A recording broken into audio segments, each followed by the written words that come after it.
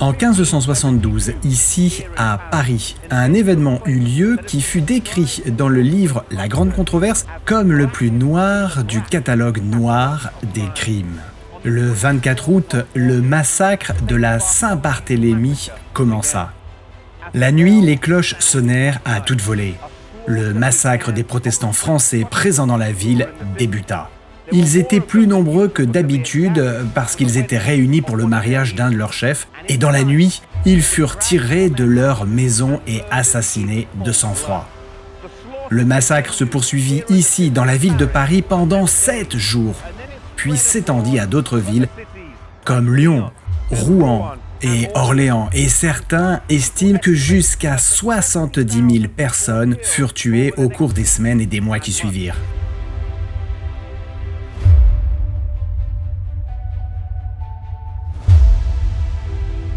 Deux jours avant la Saint-Barthélemy, la mère du roi, Catherine, ordonna l'assassinat de l'amiral Gaspard de Coligny, chef huguenot.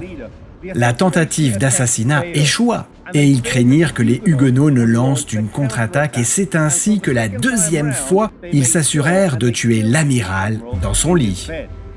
C'est alors que la série de meurtres commença. La boucherie se poursuivit pendant 7 mois sur l'ensemble du territoire français. Beaucoup de ceux qui furent tués étaient des personnes importantes et honorables de la société, car les roturiers, comme les nobles, subirent le même sort.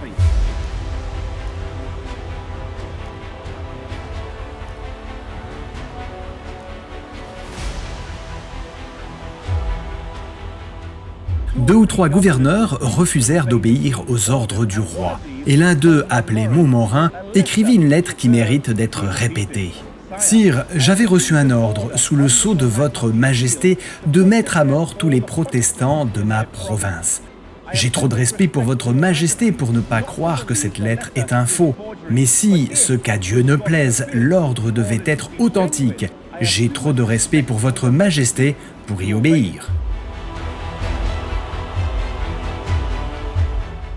Quand la nouvelle arriva à Rome, la réaction fut jubilatoire et très peu diplomatique. La joie du clergé ne connut pas de limite. Le cardinal de Lorraine récompensa le messager de 1000 couronnes. Le chanoine de Saint-Ange donna une joyeuse salve et les cloches de tous les clochers sonnèrent dans toute la ville. Grégoire XIII, accompagné de cardinaux et d'autres dignitaires ecclésiastiques, conduisit une procession jusqu'à l'église Saint-Louis où le cardinal de Lorraine entonna un Te Deum. Une médaille fut frappée pour commémorer le massacre et l'on peut voir aujourd'hui au Vatican 3 fresques de Vasari décrivant l'attaque de l'amiral, le roi en conseil préparant le massacre et le massacre lui-même.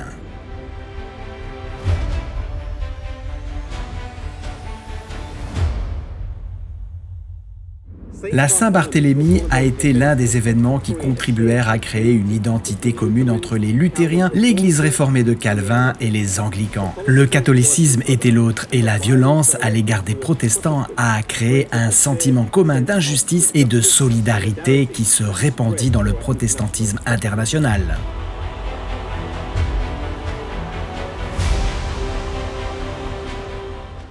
La Saint-Barthélemy reste l'une des nombreuses tâches de l'Église catholique, lorsque les conséquences tragiques de l'union de l'Église et de l'État apparurent dans toute leur ampleur. Dans la Bible, Jésus a dit que nous devons rendre à César ou à l'État ce qui appartient à César, et à Dieu ce qui est à Dieu, ce qui signifie que l'Église et l'État doivent rester séparés.